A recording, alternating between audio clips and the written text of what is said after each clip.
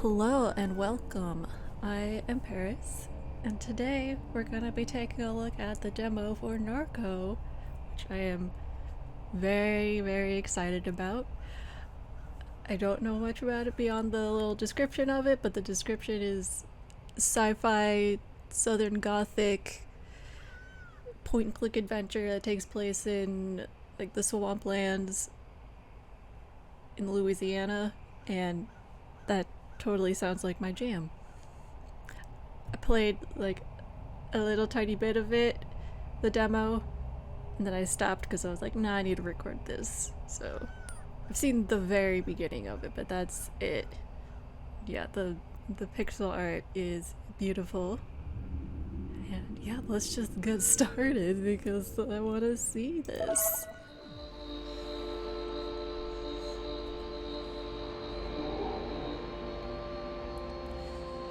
Shield hid the stars behind halogen and flame projected onto the sky every night. There was no such thing as silence. The noise never went away. The refinery exhaled an endless sigh. I could never sleep, it was so loud, or I still can't sleep without that sound. I still can't sleep without that sound.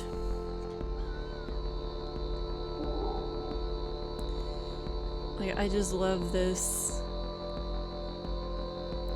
animated scenes in the middle and the sidebar with the text. I don't know why, I really like it. And just the whole frame around the screen. Anyways, in your dreams, the towers were grand cathedrals, places of worship. The swamps hid behind mirrors like spies. The birds transformed into radiant spheres and traced omens above the highway blight.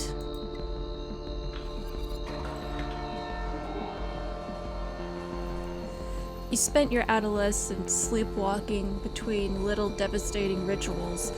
Though Blake pleaded, you decided to leave. I knew he'd get over it. I didn't care. I knew he'd get over it. He never did. You caught out on a grainer to Chicago and onward to the West Coast. You'd never left Louisiana and thought you'd never return.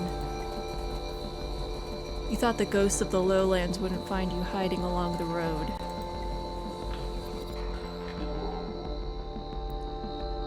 The years carried you through overlit suburbs of the vast American limbo, across mountains, above cell towers. Tumbling down 99, you saw an old man crouched in a roadside ditch. He was mouthing your name. He had a familiar gaze. He was gone when you wiped the sleep from your eyes. You spoke to Blake, learning of your mother's declining health, her insomnia, her erratic behavior.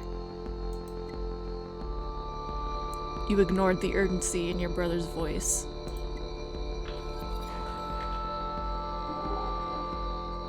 By and by, you made your way east. You threw your phone into the Rio Grande. You joined the armies of the Mesa. For months, you were in the company of fugitives. You slept in nuclear tunnels, repairing engines and weaponry.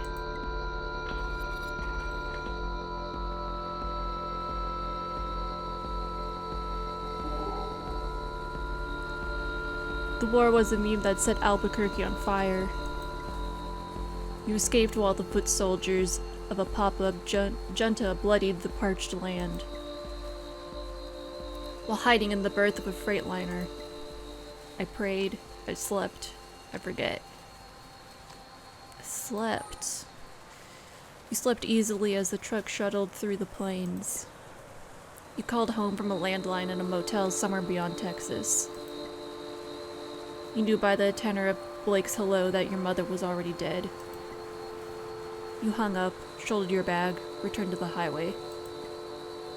5 years had passed. The ghosts were calling you back home.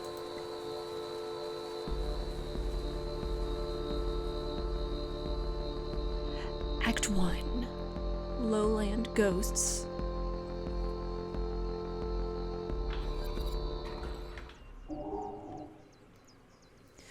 You awake from a delirious dream to find yourself in your childhood bedroom. Alright. What is this? You, mind map. Ooh. You, dot dot dot, were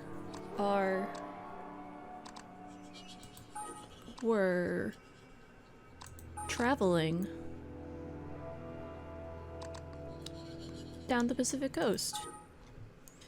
Summer days arrived. You built a bike in a garage in Eureka and took it south. Generator shows on the beach, interstate on-ramps teeming with personalities. The red-eyed smile on the face of the old man in the Central Valley ditch. Oh. The smile burned its image into your eyes.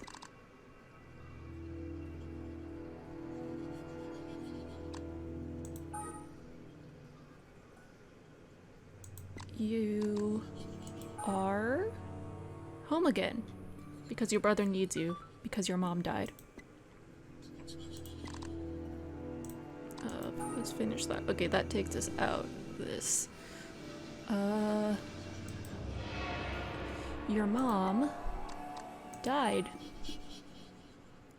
Cancer metastasized. Is that how you say that? I don't know. It was in her liver, then her lungs.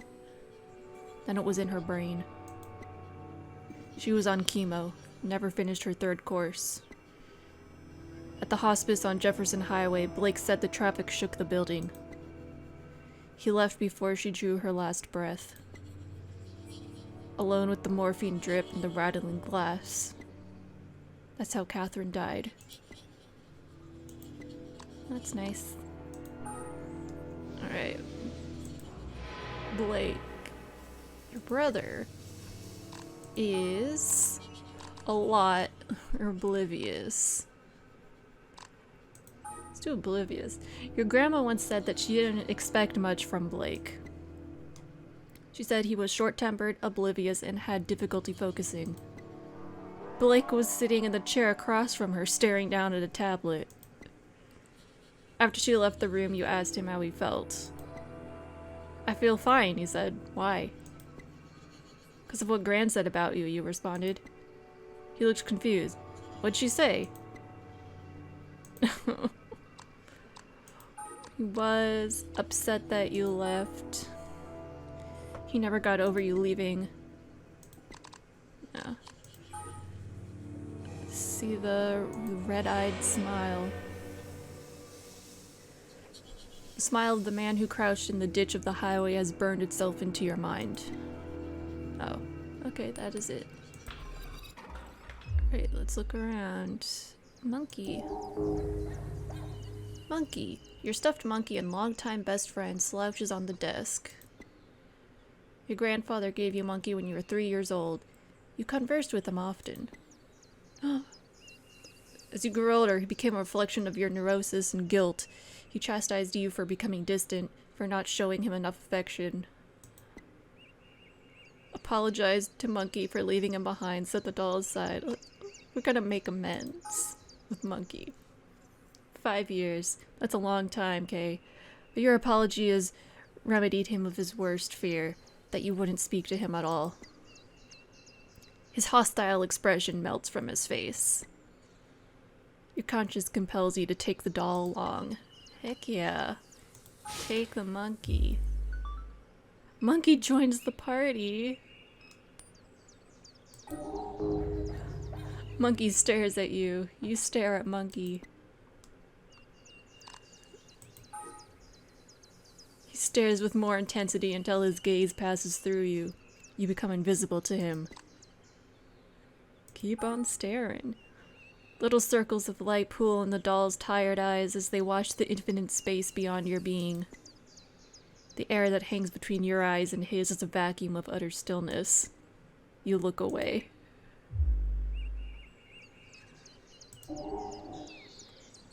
Cool January air drafts through the open window. The low sun washes the neighborhood in deep yellow ochre. Ochre? Ochre. A small flock of blackbirds dissolves into the obscure tree line towards the lake. commuter traffic glints along Apple Street. Yeah, I used to live on an Apple Street. As a pair of wrens weave out of the overgrown lot next door. The computer. The laptop your parent gifted you, idles on the shoddy particle board desk. Wake up. As the screen illuminates, you notice that the signal in the house is dead. No internet. It looks like Blake was using the computer at some point. He left a browser tab open. We're gonna snoop.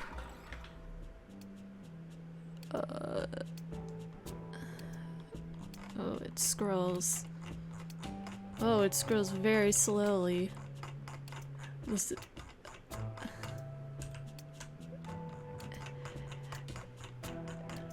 I'm scrolling as fast as I can.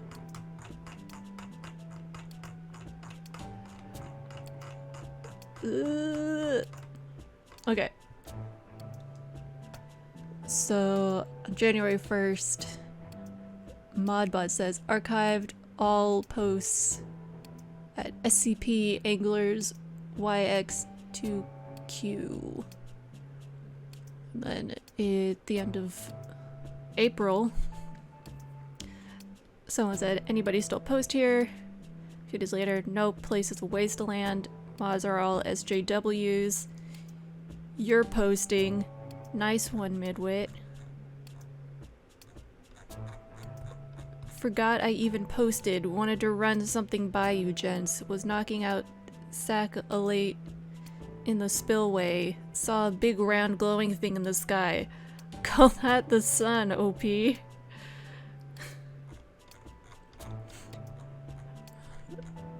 Funny, talked to someone else who'd seen it too, near the parish canal. I mean... Are they making fun of them too, saying here's the sun? That looks like the sun. Bruh, that's the sun. LMAO, I see that every day, OP. Been rising and setting every day I've been alive. Drop it, fucks. Anybody seen or not? Nothing like this, but the birds in them swamps be acting weird.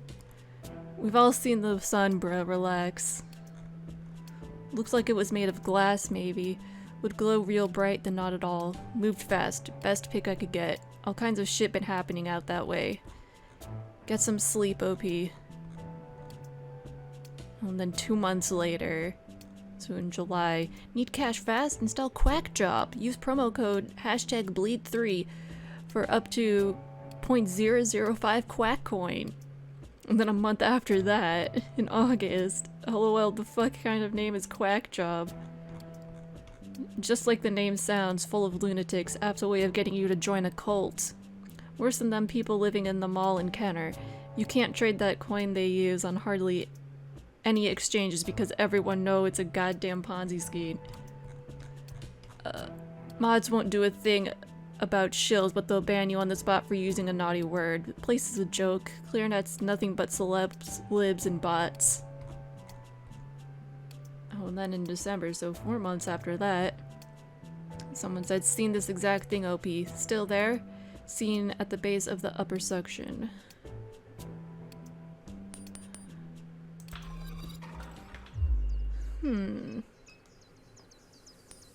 This is, oh, I can go to different parts of the house with that, so I can go to the living room or see the overworld. Well, I still want to look around here. What's that? A flyer from a show your friend put on a few weeks before you left town. A fight broke out while one of the opening bands played. I got whipped in the face with a bike chain. I was outside. I was outside. You didn't feel like being around crowds that night. After the show, you and Blake shot fireworks from the roof of a hotel on Poydras Street. Sleepless and sober, the two of you walked back to Norco. You watched the sun climb over the grain elevators.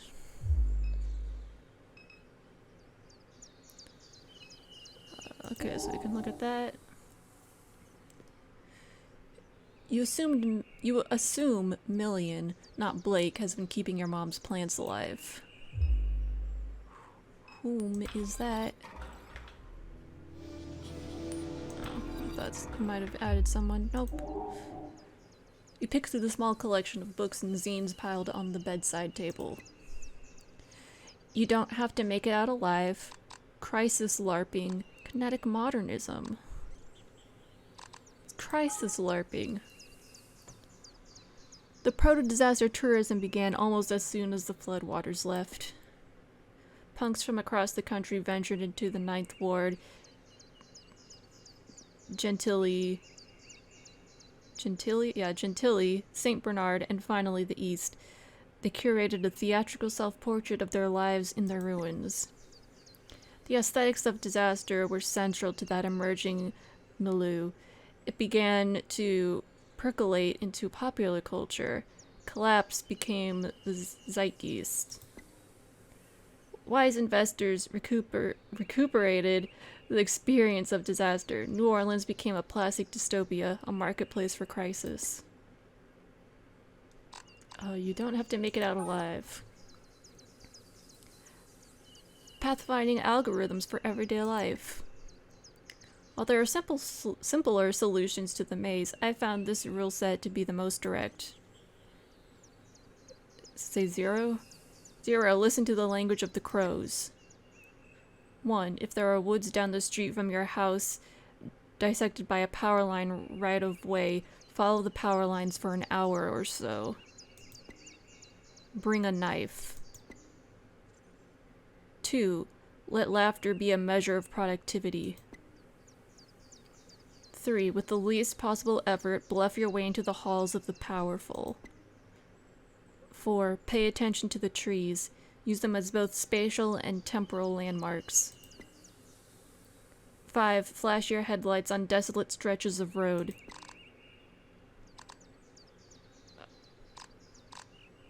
I'm not exactly sure what that is all about, but I like it. Kinetic modernism. A pastiche of bygone decades has come to haunt our imaginations. The promises of modernism still hold our minds hostage. We must move through these aspirations, respawn as nightmares. Only then can we return to the task of cultural production unshackled by the purgatory of nostalgia. Alright, let's go. Just making sure nothing else to look at. Okay, go to the living room.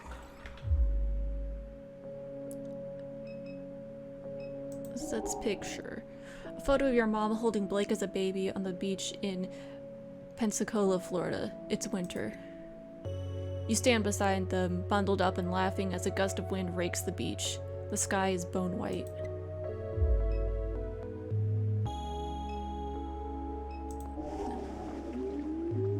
The heat of the late spring is a few weeks away, and the mildewed air of the window unit will soon fill the room.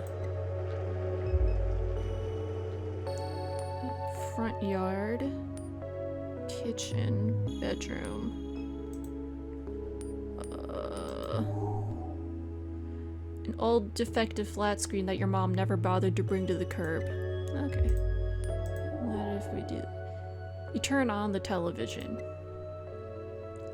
A chaotic distortion of your mother's memories flash before you. Let's tune in. Okay.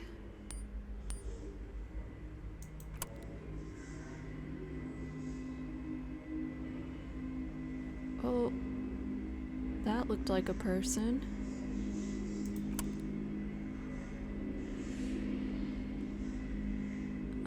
Okay.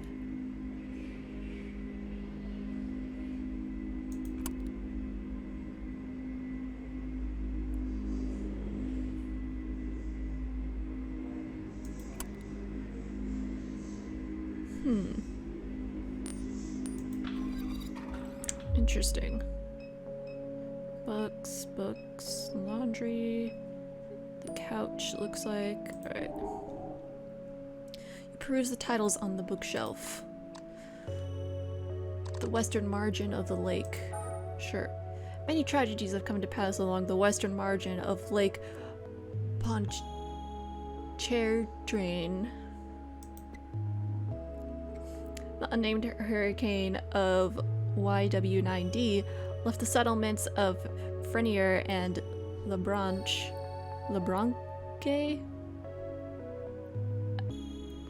Listen, I know English and American Sign Language. I'm doing my best. In a state of unrecognizable destruction. Those who survived did so by clinging for their lives to the limbs of cypress trees. The fables and secrets of those communities lie with the bones now scattered in the sediment of the lake. Critiques of deliberate externality.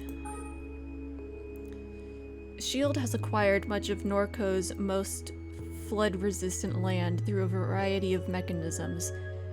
Medir and Moore, YX1Y, argue that one such mechanism is a process of, quote, deliberate externality. This theory posits that key corporate decision-makers encourage the company to emit effluent and noxious substances into the environment with the explicit intention of decreasing neighboring property values. This compels residents to sell their properties below market value to relocate as quickly as possible. The criticism that this theory often receives is that it diminishes the importance of slavery in situation Black residents along industrial fence lines up and down the Mississippi River. In the words of Carter, YX2B, quote, slavery was the deliberate externality from which S.H.I.E.L.D. continues to profit. Pollution was never needed. Fenceline Diaspora. In the end, we decided to leave dimes. It wasn't the cat cracker or the smells or the fear for our children's health that drove us away, though they played a part. Truth be told, it was the media attention, the spokespeople and activists and academics and all this. I was done with it. I was done being a poster child, done being thought of as a victim. I wanted my experience to be my own, not something to gawk at or dissect in a laboratory.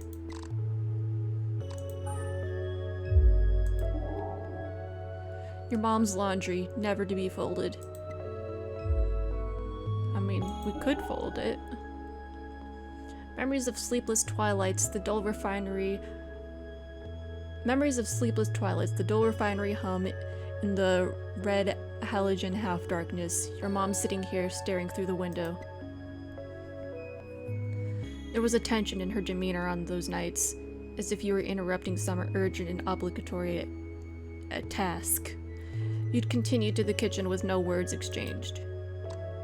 But those nights were rare. I thought she hated me. Many of them you simply don't remember. A family photo album. Let's look at it. Yellowing pages of disposable photographs. Your grandfather, serious, sober, never happy nor sad. Your mom staring at blank through the obscure lighting. He's dressed as a vampire, tugging at someone's waist. Pleated khaki shorts. Duck, others you don't recognize. A barbecue on the lake. He's young, late 30s, pointing playfully at the camera. Turn the page and there's Blue. Your father, though you've never thought of him that way. His skin stained by the sun, a canister of dip shoved into his front pocket, his easy smile, his knowing eyes. You set the book aside. Oh, there's mail. A letter from S.H.I.E.L.D. Oil sits atop a stack of mail. Oh, S.H.I.E.L.D. Oil community notice. Dear neighbor, please be advised.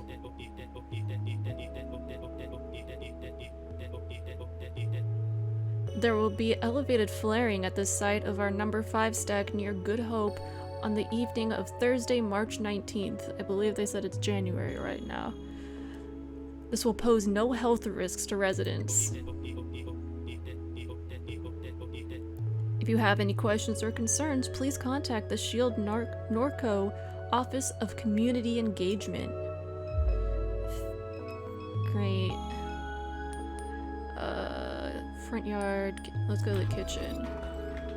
Let's get everything inside first, and then we can go outside. Alright, microwave.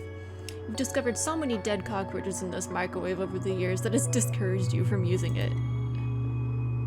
For several months, a dead baby roach was stuck between the clock's display and the protective screen blocking the hour.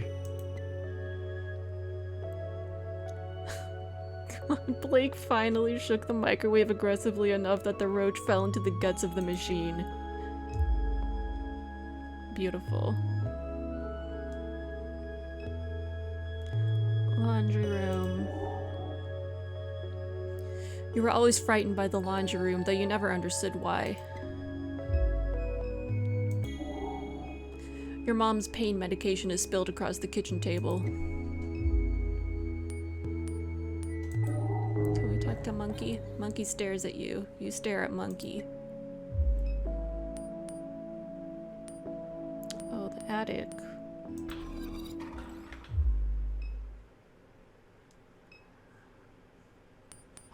Oh, we can look at our boxes. There used to be much more clutter up here.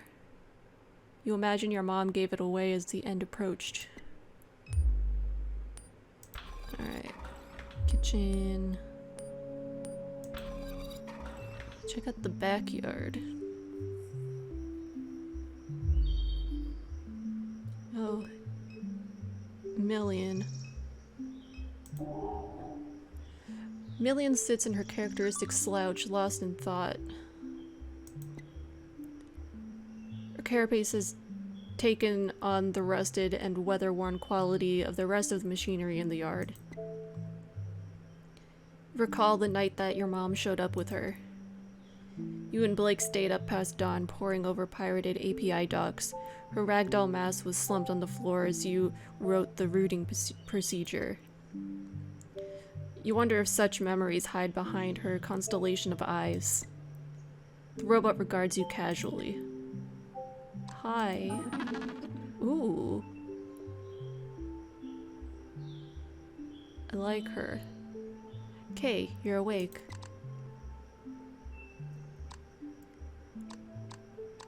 Best sleep in years. The sound of the refinery did always help you sleep, didn't it? In any case, I'm certain I was no help. She gestures toward the motorcycle at the edge of the carport.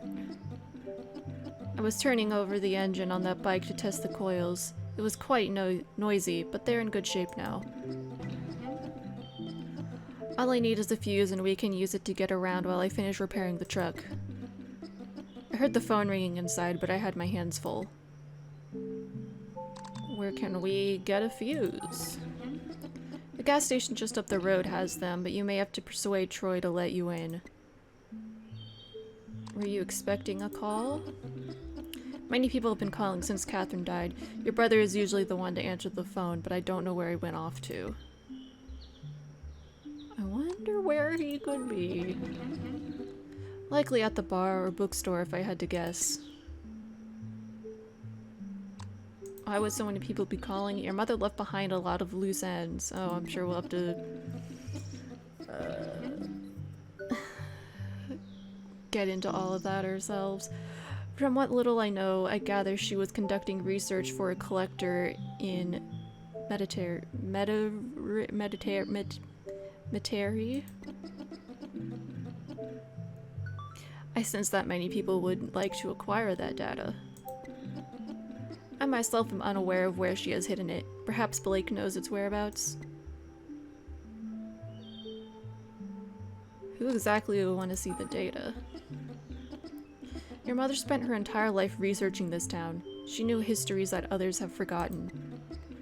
History has a lot of value in this place. Who is this collector? I haven't a clue. These aren't things she discussed with me. As the cancer spread, she became more guarded with her research. I guess she finally worked herself to death. I was stupid to take her knowledge for granted. She always kept strange company.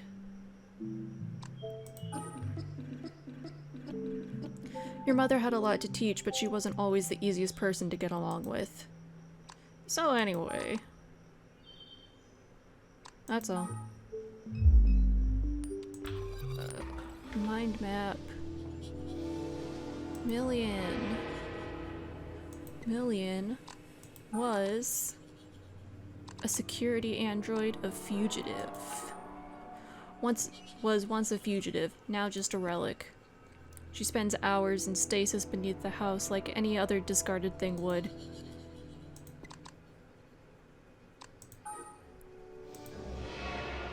Your mom was conducting research for who? For a collector in the Metairie. Collector. Your mom was conducting research for a collector in Metairie. That's all you know.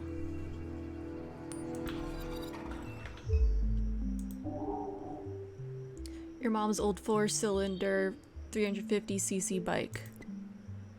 It has extensive rust and wear. Looks like it hasn't been ridden in a while. Look at the sky. The towers of the refinery wink in a subtle and familiar rhythm. This landscape was the jungle gym of your youth. You snuck through culverts and broken fences to explore the boulevards of machines that hid beyond. You could feel the heat of the flare stacks raging 70 feet above you as you darted between monoliths. You discovered entire graveyards within the borders of that facility, a lasting reminder of the communities that once existed there. There were less drones guarding the perimeter in those days. Were you to attempt such trespassing today, it would require more sophistication, or more force. Crab net. A disintegrating crab net. Blue taught your mom how to make these, and your mom taught you. In the summers, you'd bike to the section before sunrise, tie chicken necks to the bottom ring of your net. Wait, tie chicken necks to the bottom ring of your net. Okay, submerge it. Sit there nursing your coffee while the swamp raised its voice. You'd come home with a dozen or so crabs snapping and writhing in a burlap bag. You assume your mom hasn't been out on the water much this past year. So check the only other thing we can look at. This truck was your grandfather's. You remember riding in his lap when he let you steer, dead wasps that collected behind the seat, the smell of grease and nicotine. You and Blake would drive the truck to New Orleans on the weekends. No AC, windows down. The rattling chassis was deafening, going 75 on Interstate 10. Million has been slowly repairing the vehicle since your mom's death. Alright, that's it, I believe. Alright, bye, Million. You're really cool. Ooh. Three times this house has flooded. The first flood is a shadow of a memory. Placing your feet down on a drenched carpet. Your mom and grandpa ripping out sheetrock. Sitting on a small RV in the backyard, setting dolls on a cluttered little table. The second flood, you were 14. The pumping station failed during a heavy rain. You were in class watching the clouds move upriver. You got a text message from your mom. Stay in Destrian. I'll come get you. For 2 weeks, you, Blake, and your mom shared a hotel room. She spent all her days gutting the house. In the evenings, you would sometimes help. The third flood, another pump failure. Your mom hired contractors with the insurance money. She said she was getting too old for it. You were bitter.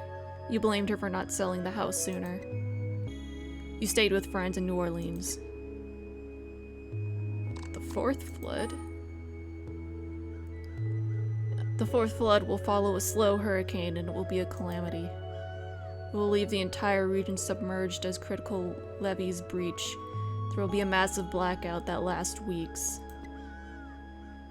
Much of the sewerage infrastructure will be damaged beyond repair. The embattled federal government will do nothing to assist. It will bankrupt the region. Small militant enclaves will form along the high ground of the Mississippi River. They will learn the craft of piracy and hijack commercial shipping vessels. Private mercenary forces will retaliate in kind. Slowly, industry will flee from the hot zone. The old river control structure will collapse from neglect and sabotage. The Mississippi River will again change its course. Norco, an old abandoned refinery town on a ghost of a river. Your house will be squatted and then razed. Oh, it's a kitty. Your mom fed the neighborhood strays. They must be hungry since she passed. Aw. Mary? Your grandfather's statue of the Virgin Mary sits in the shadows along the crawl space of the house. Walk over to it. Hi, Mary. You observe the weathered concrete and flaking paint of the statue. Inspect further. The face is especially deteriorated, framed by a system of cracks. Okay. Front yard. The overhead light of the neighbor's kitchen illuminates yellowing wallpaper and unused furniture. Backyard, crawl space, inside, street. Ooh, a little turtle.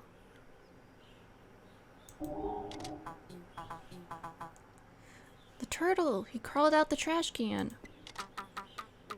Don't touch him, see? He's dirty. No, he's not. Turtles are always clean. They live in water. Trash water is not clean. We gotta go, see. Just let me stare a little longer. He's pretty. Adorable. Snowball stand. Alls. Won't tell me what that is. Sign. Padu private investigators. We snoop for you. Let's look at that first. The snowball stand is closed for the winter. Okay. Is there anything to look at over there? Nope. Alright. The lights are on at Padu Private Investigators. Let's knock on the door, I guess. You knock. No answer. Oh. Flitgate Tavern. Train tracks. Dimes discount. Let's look at Dimes discount.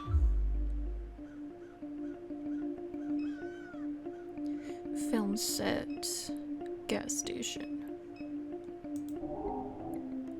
A film crew is set up along River Road. Several floodlights surround a depiction of a gruesome murder scene. Two men stand pensively above a corpse. Approach the set. As you near the set, a small, energetic man jumps from his chair. Attention, dumbass. Can't you see we're trying to shoot here? What are you filming? It's a detective drama called None of Your Goddamn Business. Any other questions? Rude. Stupid. Hey, you know what? Wait a second. You from around here? Nah. Just another transplant, huh? Get moving, I got no use for you. That's fine. So many evenings spent watching traffic pass by this corner store. Little has changed. The neighboring businesses still sit abandoned. The surrounding streets are quiet and empty. Oh. Troy, well. Look who's back. Oh. What happened? Carnival forget you beside the road? And you even brought your little doll. Monkey's my friend. Monkey's mad. That's cute. Hey Troy, or wow Troy, you look like shit. Not even gonna start with you. How come the rest of your family's so chill but you so uptight? My mom just died, thanks. You're not that stupid, are you? Catherine, she too valuable. They'd never let her die. Ooh. If anything, she's probably vacationing on a hard drive somewhere. You're trolling me about my dead mom. Trolling? You're so damn sensitive. Can't say nothing around you. Your mom was excavating all along the rim of the lake. She used to pay me to help her from time to time, matter of fact. She needed somebody smart. Somebody vigilant. Especially with a shield snooping around. She wanted truth over everything else. Just like me. I see some wild shit out there in them swamps with Catherine. What kind of shit? Oh. I won't bother telling you about it, might hurt your brain. And anyhow, this ain't story time. I'm not letting you in this gas station. Goddamn company that runs this dump did me dirty. They swapped me with a broken-ass ATM machine for speaking truth. Ain't letting nobody through till I get an apology, very least. That sucks. Don't patronize me with your weak pity. If you really want to get through, go get me some of them pills your brother was selling. That might persuade me. Fight. Leave. Yeah, shuffle off, dweeb. Damn. Troy. Local dipshit. Says your mom was doing research in the lake. You don't know whether or not to believe him. Apple Street. Where's Drifter Horse Memorial? A memorial of detritus languishes in the river mud. A 2x4 cross, plywood plaque, cairns of pulverized concrete. Sorry, I just noticed. Is that like a barge going by? Yeah. Sprayed haphazardly onto the plywood as a remembrance. Here passed the brave freedom fighters of January XW11, whose cries of liberty echo through the generations. In much smaller lettering, a different hand scratched "Fake News" across the bottom of the plaque. A lone horse drinks from the stagnant water pooled along the riverbank. A man sits on a pile of flotsam stranded ashore, his head buried in his canvas jacket against the sharp air. Hello. Dumb horse, that one. The man's gaze stays fixed on the opposite bank of the river, never turning to you nor the horse. Yeah? He spits on the dirt at his feet. You know what all they dump in the water? Hell of a cocktail.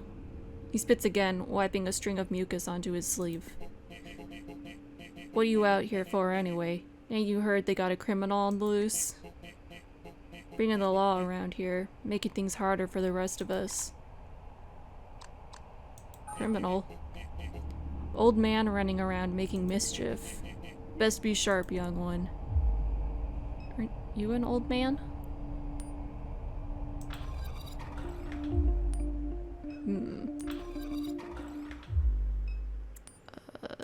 Floodgate Tavern. Is brother here? The Floodgate Tavern. Many shield workers gather here after their shift. It's closed. Should be open later in the evening. Okay.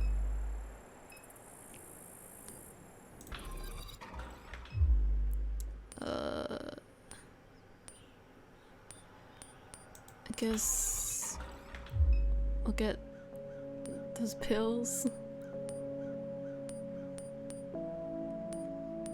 Inside.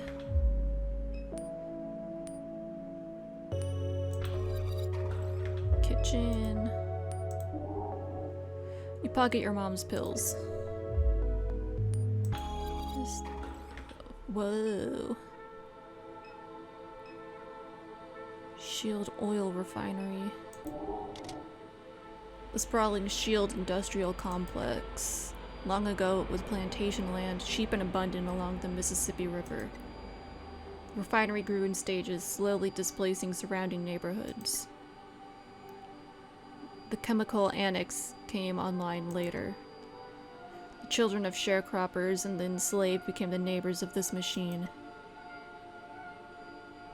Towers, pipelines, lights, pipelines.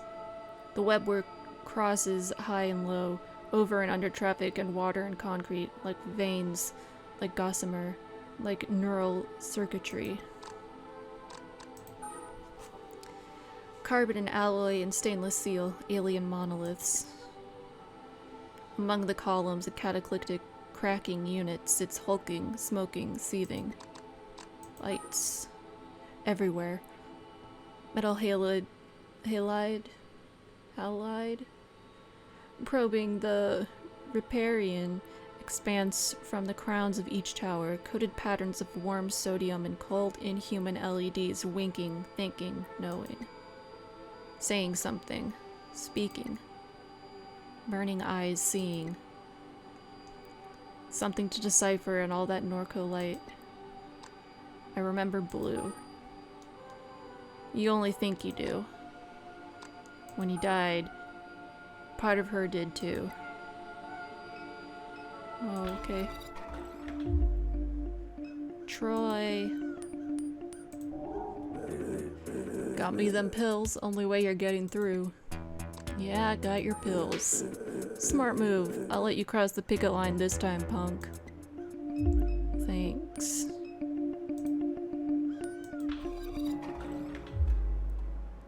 Ooh. Dog food. Fuses. Oh, that's what we want. Fuses sit among the dusty and haphazardly stocked inventory.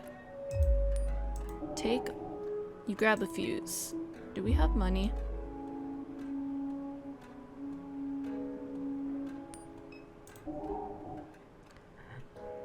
Dusty bags of dog food line the shelf. The disembodied, illuminated head of the kiosk levitates silently on the browser tab. In VV browser tab. I detect you have a fuse in your possession. You must purchase or return the item in order to exit the store. How may I help you? I'm gonna buy it. Please wait while I scan your wallet. $1.50 has been deducted from your wallet. Thanks.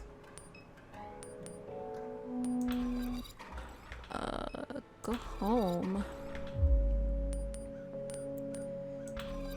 Backyard million. You got the fuse?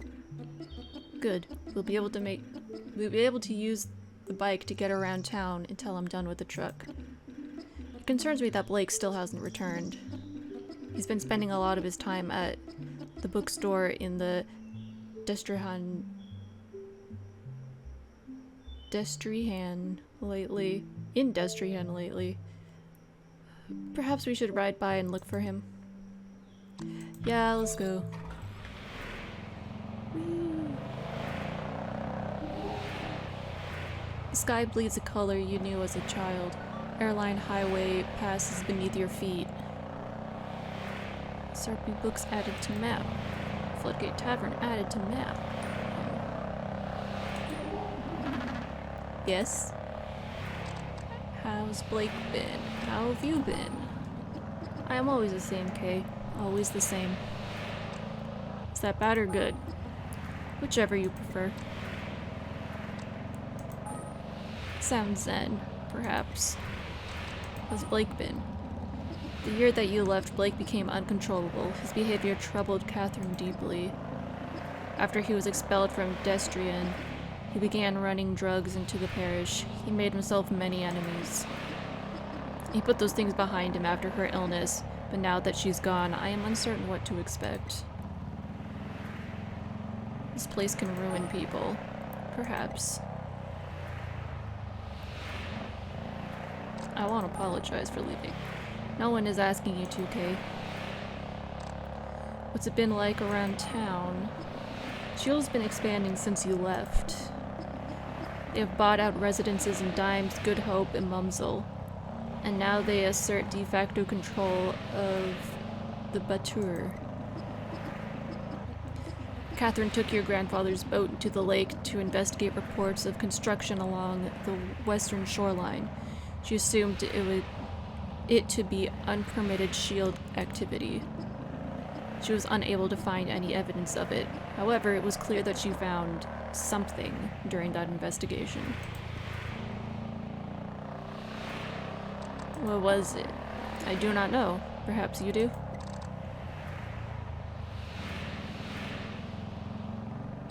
What makes you think, she didn't mention it?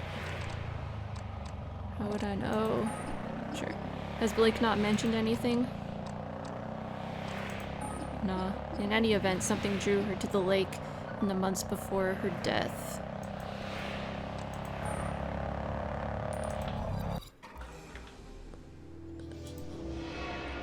Your mom is conducting research in the lake.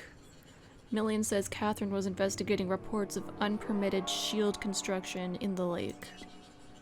While there, she saw something. But what? Something in the lake. What did your mom see in the lake?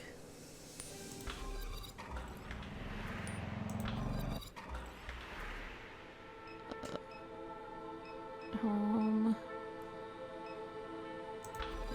Okay, SRP books. Is that another kitty? Oh, it's a dog. The dogs are fine. A stocky pit bull with piercing green eyes watches the horizon with a neutral demeanor. Teens. Two teens nod and gesture excitedly while bouncing between topics. Checks to cash. Your mom used to come here to dig through the stacks. Among the heaps of used romance novels and westerns, she always managed to find some occult artifact. The owner is also the landlord. You imagine that's the only way he managed to keep a place like this running. Over the years, they've experimented with other revenue-generating schemes. For a while, you could get your phone repaired here. Then they tried selling vape cartridges, then kratom, then anime wall scrolls, LSU yard ornaments after that. You remember seeing online that they were trying to do some kind of acupuncture thing. In the end, the schemes always fail, and only the pulp fiction remains. Kitty! You wonder how anyone can read in this dim and cluttered bookshop. As your eyes adjust, you see Blake's childhood friend Erica waiting behind the counter to greet you. Kay? And Millian, when'd you get back to town? I've been in Norco for quite some time. Perhaps you are misremembering, Erica. Weird. I guess so. But anyhow... Kay, you're looking rugged these days, old friend. Heard you ran into Troy. That guy, my god, he's such a clown. I was keeping up with your travels on Insta, but I haven't seen you post in a while. I tossed my phone to the Rio Grande. I have so much to tell you. I can only imagine. We'll have to grab a drink sometime and hear all about it. For what is worth, things have been pretty wild around here as well. Floods, fires, gunfights out in the lake. Rarely a dull moment these days. And of course your mom was always in the mix. I'm convinced she never slept. I'd be coming in late from the city and swear to God I'd see her alongside Airline. She'd have a headlamp on, dredging trash out the borrow ditch. Up until the very end, she never let her illness stop her. I'll miss the hell out of that woman. Same. You and your brother have been living in my heart since I heard the news. I know you and Catherine weren't always on the best terms, but she loved and admired you. She talked about you constantly. I think it used to make Blake upset. He felt like you were the favorite. He's absurd. Yeah, he's a dweeb, but we still love him. Have you seen Blake lately? Yeah, I saw him just yesterday. He stopped by for a while before heading to the bar. I didn't see. Something got added. He hasn't been around the house? He has not. He said he was heading to Floodgate Tavern yesterday when I saw him. I know they've let him sleep behind the bar a couple times. He may have just gotten wasted. Somebody over there is bound to know something. Did he know you were coming, Kay? He never mentioned it.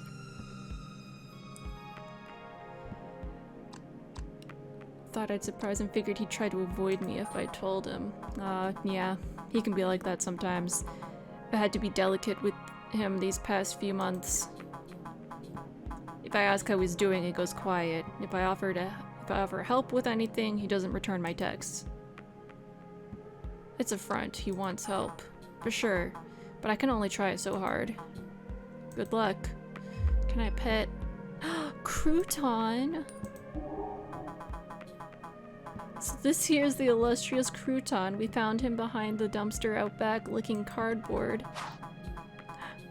Whatever you do, don't try to pet him. He's a devil. I've got scars all over my hands from this damn cat. I love him.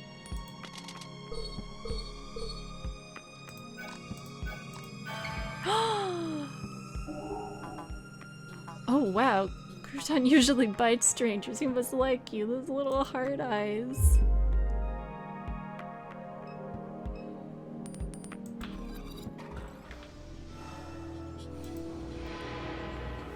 Your brother was heading to the bar. He dropped by Sarpy Paperback to see Erica yesterday evening. He told her he was heading to the Floodgate Tavern. That is a lot. Younger, reckless, gets in trouble, spends sleepless nights scrolling image boards. An edgelord, a shitlord, a sensitive soul, compassionate, foolish, can't take criticism. Always needs money, tries to help those he loves, but often makes it worse. What else? Insecure, dysmorphic, constantly checks his reflection. Always seeking validation. Scared of being alone. Was terrified of you leaving and now he's terrified of you dying. When I think of him, all I feel is guilt. No love or anything like that. Guilt and obligation is all you feel. Alright.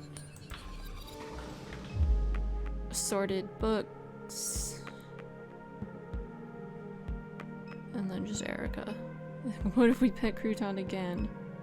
You scan the titles on the shelf. Incel Vampire. You pick the slim self-published paperback from the shelf and flip to a random page. Another dark and lonely night spent in this cavern of despair, hidden from the daylight. Blackout curtains are all that defer my eternal death. Thought being a vampire would be sexy, but it's not. It's awful for your skin. I look pathetic. I look like anyone could kick my ass. Also, blood tastes like bong water. Didn't think it'd be like this. Good Hope Cemetery easement. A carbon copy of a document authored by the St. Charles Parish Planning Committee. The document outlines the parish's intentions to secure a roadway through a 90-meter stretch of the Shield Industrial Complex. This easement would allow the descendants of those entombed to visit the Good Hope Cemetery. The grave sites are currently surrounded on all sides by the refinery. Can we pet the kitty again?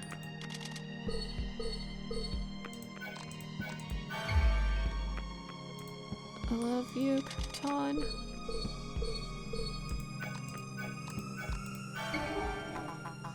Seems to be getting a little excited. We'll keep petting him.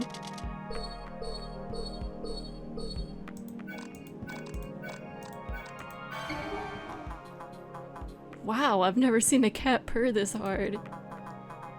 Maybe you two should slow down. Okay.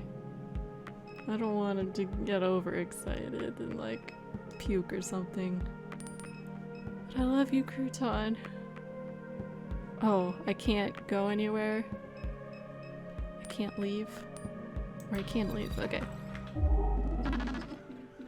I do hope Erica is correct and that Blake's absence is due to nothing more than another drunken night. My intuition leaves me with a sense that something is wrong. Do you feel it too, Kay? Does something feel strange to you? Yeah.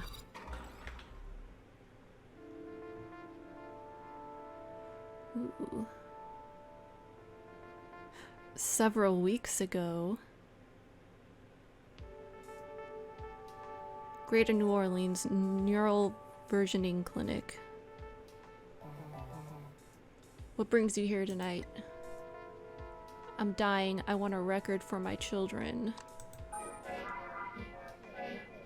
I don't want to leave my kids alone. They may still need me. I understand. And you were referred by Mr. Richard? Duck. That's what everyone calls him. Yes, Duck. We've followed his branch with some interest. Who hasn't? Well, I understand we'll be discussing this in more detail as things progress. For now, let us begin with a simple exercise. I'd like to talk about your earliest memory. It is of pine trees, yes? That's right. Tell me about them. They grew from concrete. Like sick flesh, and cracked the driveway. And the concrete broke into pieces. They made your father upset. He'd see them and frown. But he'd remain silent. He'd sit quietly in that truck, dissatisfied. I wouldn't say a word. Speaking in those moments made you a fool in his mind. Your father's house was suffocating, was safe. Safe. I wish I could have stayed, but he wouldn't have it. And that's why you married Blue. ... Yes. To have somewhere to go. We bought our little place on Good Hope Street. The whole thing was a mistake. When I told him I didn't love him, it was in my father's voice. I told him I never loved any man. Was it true? Yes. That was a difficult night for you. It didn't feel real. Why? Spillway was black that evening, the smoke was twisted, the sky was an inversion of some other sky. I like that one. The sky, it was corrupted, misplaced. It wasn't a Norco sky. Where was Blue? He sat at the window all night. The east-facing window? Yes. When you stood over him to apologize, did you see the flare stack of the refinery in his eyes? That's right.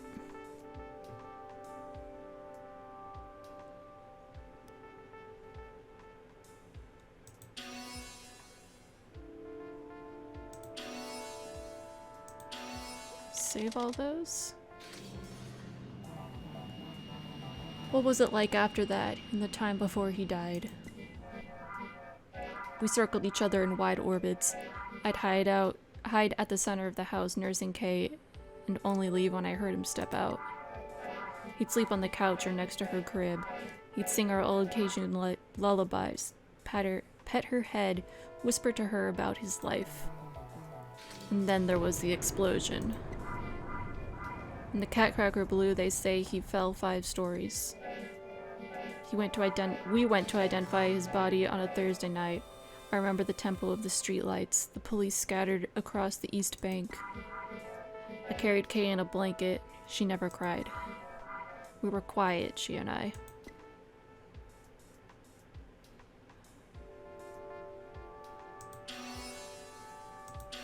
I mean, I think we should save all our memories. That's when your dreams began? Not just dreams, my son saw him. Him? A man, red eyes, crouching, speaking, but I couldn't hear the words. Tell me about the robot. Million? That's right. She came to me in the parking lot when Kay was about 12 years old. She knew Blue from his days at the aluminum refinery in Gramercy.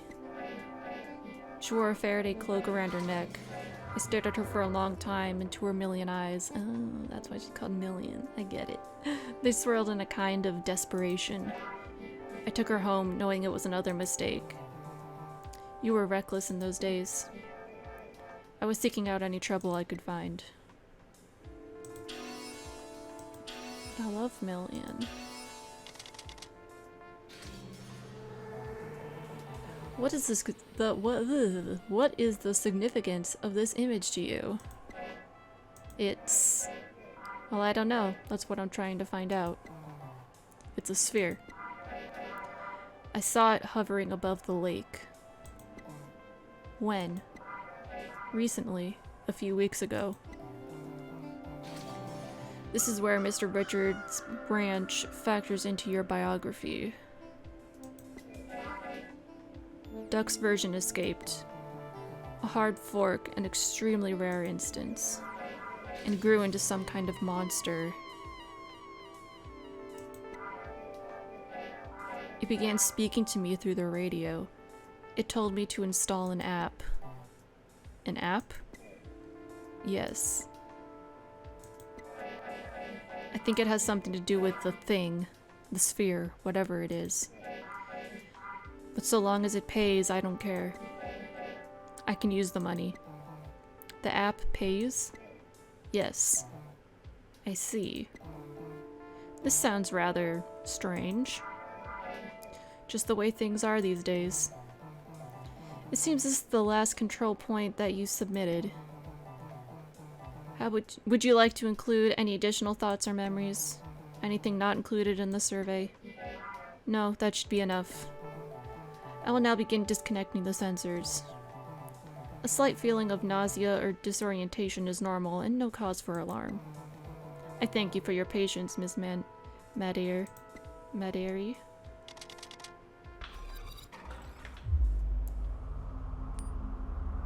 Is this mine? No idea what Super Duck wants from me. Better check my phone. No reception.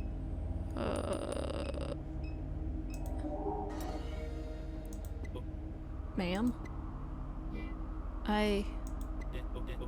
Ma'am, are you okay? My eyes are just playing tricks on me, I guess. Vertigo and visual distortion are common side effects of a versioning session. Shall I contact our on-call physician?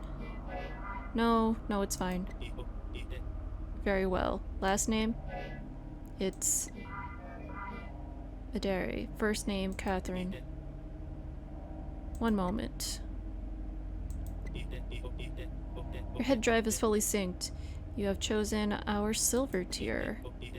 The product does not come pre-installed with adware blocking services and is provided as is without warranty.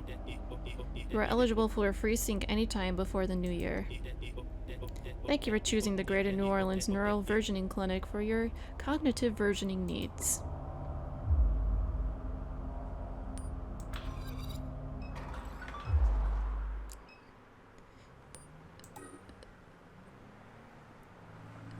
Is that...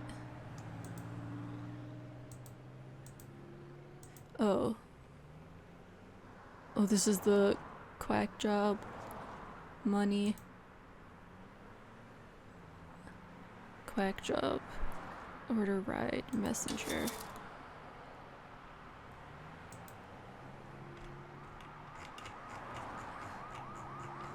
It's... just checking in. Please text when you can. I'm fine. Where are you, dear? Arizona. Where in Arizona? IDK. Love you. Just checking in, still in Arizona, New Mex. Be careful, it doesn't seem safe there right now. Call when you can.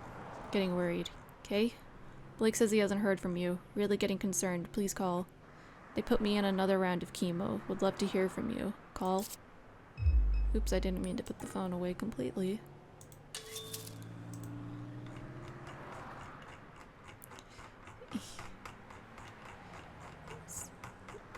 Gotta scroll up. Where you went, Ma? I'm out. I'm fine. I had to drop something off at your parents'. Been gone a while. I had to make a couple stops. I'm okay, I promise. Blake, have you heard from your sister? Yeah, she said she's okay. Where is she? She didn't say. Dear, where did my pills go?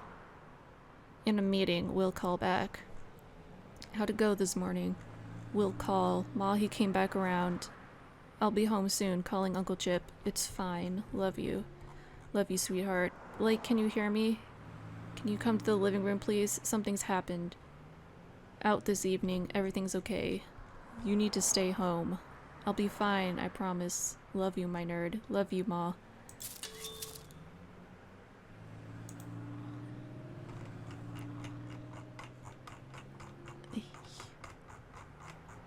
Welcome to the Oxnard My Direct Medical Portal. You have chosen to receive online billing notifications via SMS. To confirm, please respond yes. To cancel, please respond no. Yes. Bill for $1,500 to be posted to your My Direct. An outstanding bill is waiting. A bill for $1,700. Outstanding bill. Outstanding bill. Outstanding bill. Oh god, $12,000.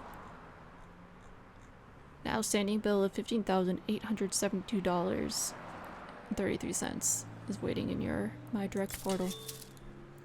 That's great.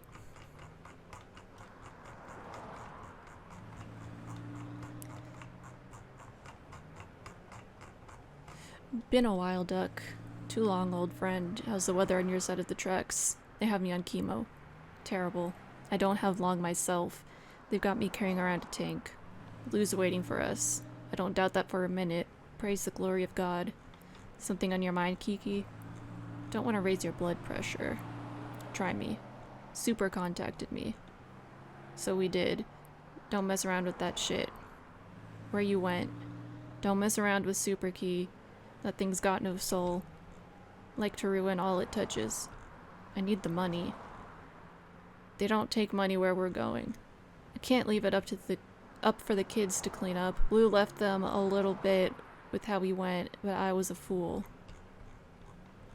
Don't worry yourself like this at the end. Find peace. No peace for me.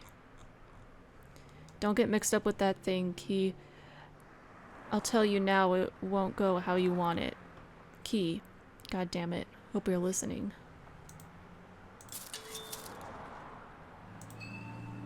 It says here I need to go to the Curious Duck. Meet contact.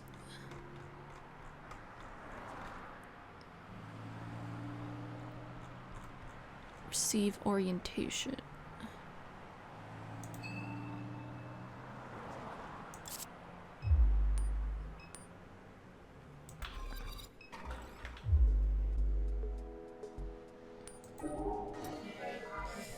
Need to find the Curious Duck. Crowd Puppet Theater.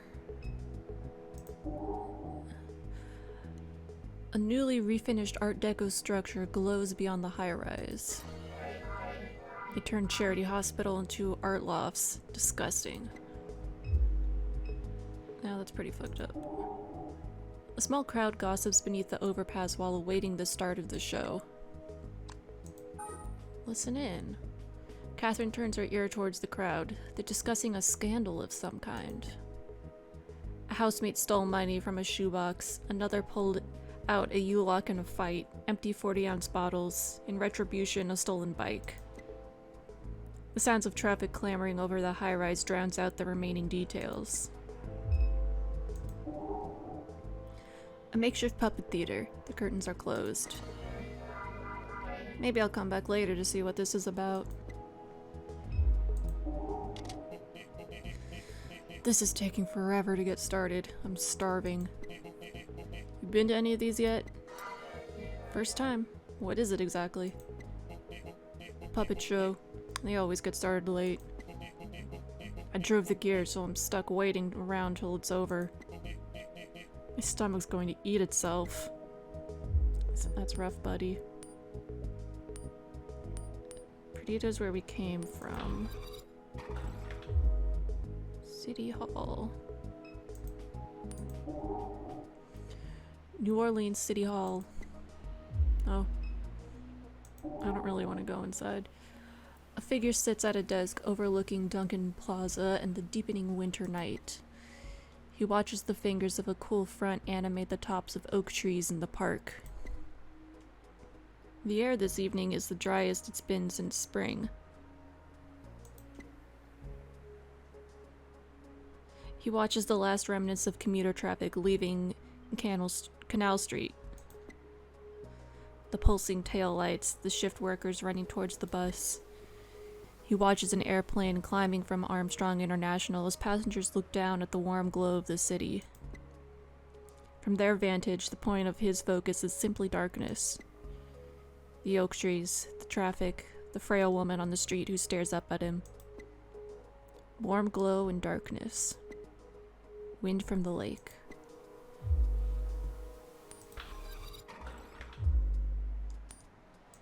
French Quarter.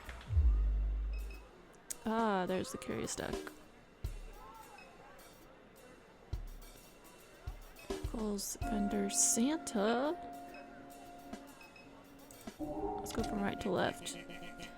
And that is why Marie Laveau opened a t-shirt and camera shop on Royal Street. That's not scary at all. I paid for a ghost tour. If we're just going to walk around looking at t-shirt shops, I want my damn money back. This is a farce. What kind of tour guide are you? Well, technically I'm not one, but... Excuse me? My roommate is. Then where is he? Long story. I came all this way because the website said it'd be fun. I'm having an alright time. This city was supposed to be enchanting. Anyone trying to score some Molly? I hate New Orleans.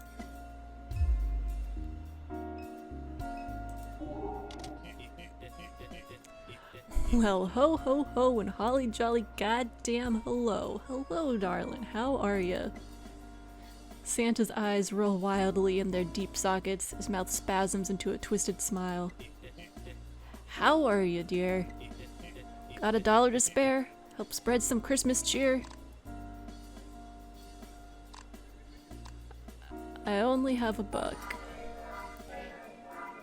I'm down to my last $1. Maybe I should hold on to it. Maybe you should give it to those less fortunate than yourself. Where does the money go? What org are you raising money for? A big one. Is it a food bank or... Yes. Yes, a food bank? Food bank, veterans, animal shelter, just... Give me the $1. I need to hold on to it. It's too late. We had an agreement. Not true. That's false. You're a liar. I'm not... And a demon. Demon? Santa points his bell at Catherine in accusation. Demon! Demon! His posture relaxes abruptly. Open your heart. This is the time for giving. Gotta go. Bye.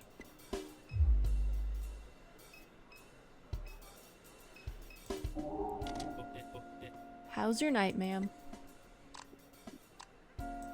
Not great. Sorry to hear it. You wouldn't have any change to spare, would you? What if we gave them the $1? Sure, but all I've got is a buck. Really appreciate that. Change has been hard to come by this evening. Didn't know we'd be going head to head with Sketchy Santa. Sketchy Santa? Guy over there. Everyone calls him that. He's been going up and down Royal and Decatur the past few nights. His sign says he's raising money for veterans. Well, last night it was for leukemia. Night before it was for the SPCA or something. No shade. I respect the grift. But why's he gotta do it here? This used to be our lucky corner.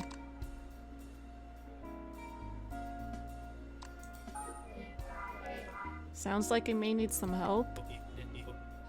We thought the same thing. We asked him if he was okay and he tried to kill us. Oh. Yeah. With a knife. Wow. It was really dull, so it just kind of bruised. Well, that's a little terrifying. Are you sure you're okay? Doesn't hurt as long as I'm drunk. Oh. Well. So thanks for the $1, lady. Yeah, thanks for the pain relief. You're welcome. There's a small plaque next to the door. Says Curious Duck. This is the place. Let me in. Door's locked. Oh. A hot dog vendor sits behind a large plastic cart, scratching the tip of his nose. He looks up eagerly as Catherine approaches. Oh, hey! Hi! Hey. Hey! He stares silently, smiling all the while. So, is this... I'm Flannel Ass, and these... He makes a grand, sweeping gesture above the steaming pot of vague meat suspended in water. Are my dumpy dogs. Silent smiling resumes. He begins to pick at the lint that peppers his jacket. Flannel ass? Ass. Flannel ass. Nodding. Smiling. Would you like a dumpy dog? Don't know if my stomach can handle it. I'm not in the best of health. I worry that one of these may kill me. Oh, I'm sorry. That's what everyone says. They're good. I think they're pretty good. Well, they're old. Mr. Steve says he won't resupply me with more until I sell the ones I have, but the more time that goes by, the harder they are to sell. But that's nothing to worry about. They keep well, and they're healthy. I've even got a vegan dumpy dog. It's in my truck, but I can go get it. Just how old are these things? Oh, well, you know. Business was popping, like I was doing really well, selling a lot of these babies back in YX2D. I believe that's a D. Yeah. YX2D, that was before Katrina. So you've been trying to sell the same hot dog since before Hurricane Katrina? Yes. Enthusiastic nodding. Anything else I can help you with? Curious Duck's door is locked. What's with this shop over there? I was told to come by around this time, but the door's locked. The Curious Duck? Rosie doesn't let anyone in there unless they know the secret knock. Sorry. What's the secret knock? So what's the secret knock? I probably shouldn't tell you. Sorry. Oh, come on. They're expecting me. Please? Well, I do need some business. Alright, I'll buy one of these old hot dogs. You won't regret it. Doubtful. How much? Just, oh my, just $14. What? Is that a joke? Is what a joke? Christ. Do you take wallet transfers? Oh, sorry, no, cash only. Well, I gave away my only dollar I had. Shit. Well, if I sent some business your way, then I'll show you the knock. Fine, it's a deal.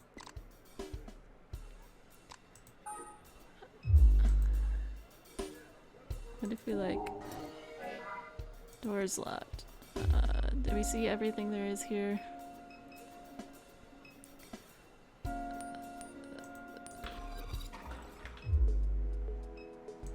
This guy.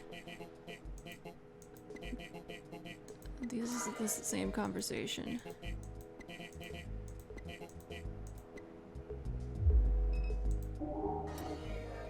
The curtains to the puppet theater are drawn. I should take a seat. Why not? Oh, Priscilla. Deep in the cypress hollow, that's where I hide. A lonely gator mama, all my children have died. They hang hooks from the trees with chicken thighs. They shoot bullets in our heads behind our eyes. It is only by hiding here that I have survived. I was once captured by a small human who called me his own. He walked me like a dog along the stinking streets.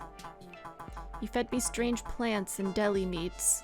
He even covered me with blankets when I went to sleep. What a silly life. What a foolish human. I have no interest in such worldly affairs. I am a creature of mud and stars and secret layers.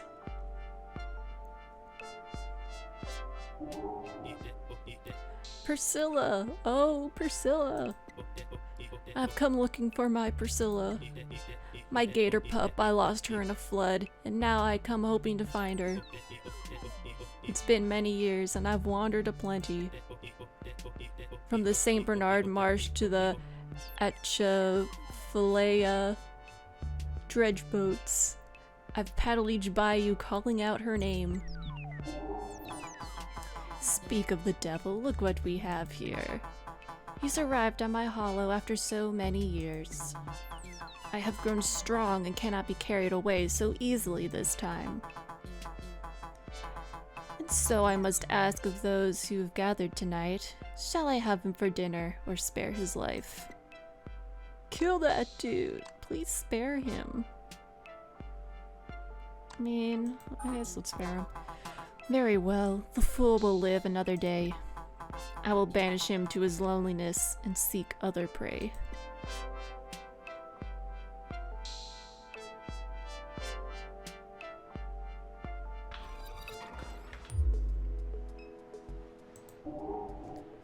The crowd is discussing the show.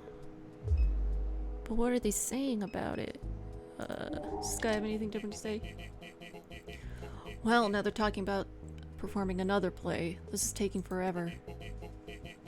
I drove the gear. Gotta find something to eat. Oh. I mean, they are not cheap. Do you consider yourself an adventurous eater? If you like to live dangerously, there's a guy selling cheap hot dogs up the street, but I'd proceed with caution. You know, I'm always looking for ways to fortify my intestines. I'm getting pretty tired of dumpstering sushi. Oh. Clam chowder. God. So I think I'm ready for the next level. Wow. Well, have at it. Sir, how are you alive? That's the person from the puppet show.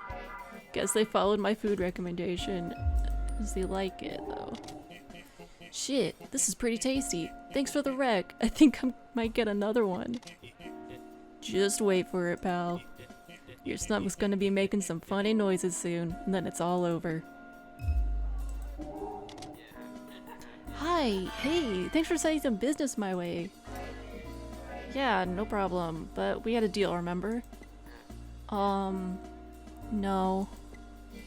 Christ. You're supposed to show me the knock? Oh, well, sorry. Rosie would be so mad at me. I promise she won't. I'm supposed to meet with her boss. Come on, please. Well, okay, sorry, but, well, I'll only show you once, okay? So here, listen. Did you get it? That was a completely normal knock. How is that a secret? Very secret. That's how everyone knocks. Well, I'm sorry. It's fine, thanks, I guess. Just a normal knock. And Catherine knocks on the door and hears the subtle sound of it unlocking. It's unlocking.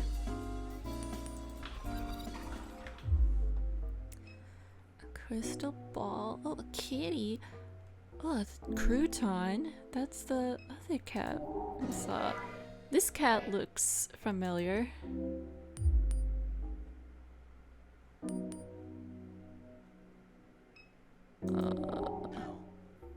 Don't. Oh, sorry. Touch the ball.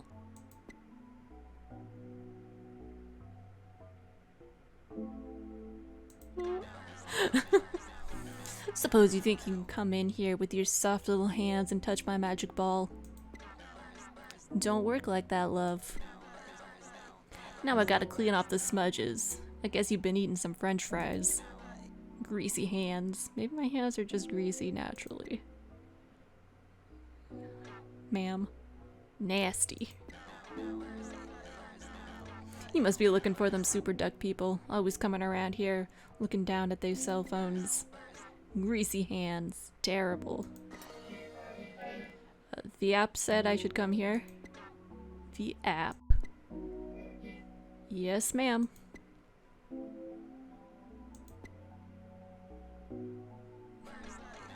Something not right about you. You a drughead.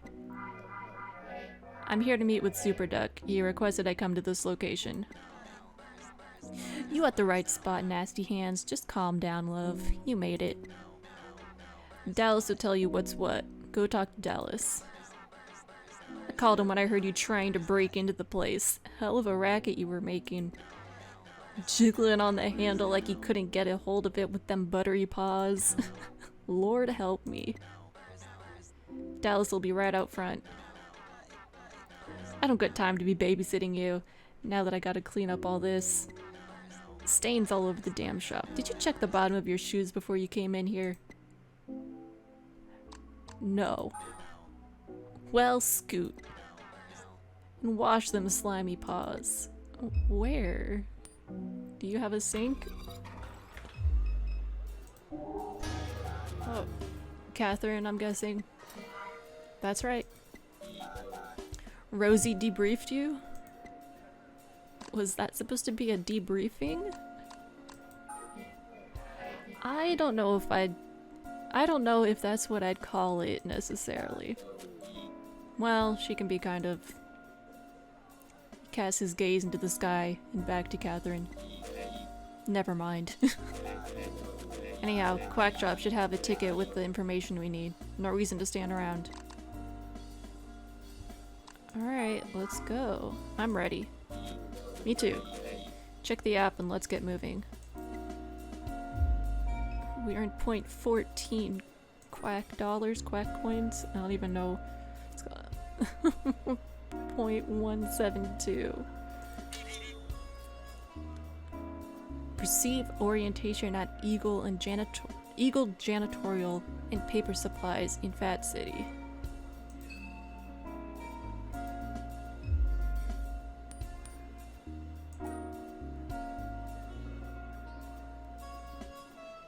Do we order a ride? Seems like we do.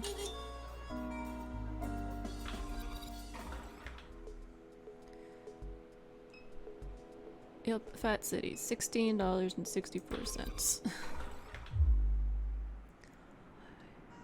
Wholesale restaurant supplies. Check your phone, Quack ought to have the information we need. Oh yeah, we're here, sir.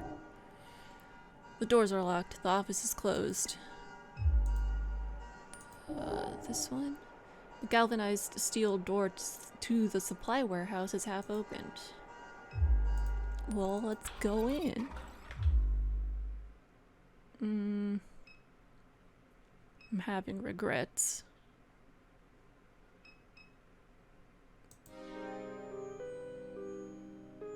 Catherine, Why? you made it.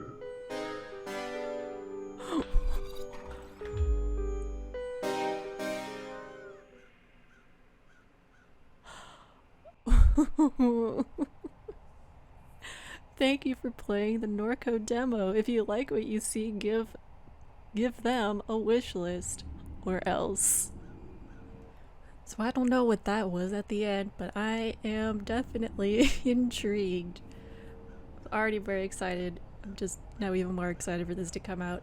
I believe the release date on their Steam page is Hell is a Place of Patience.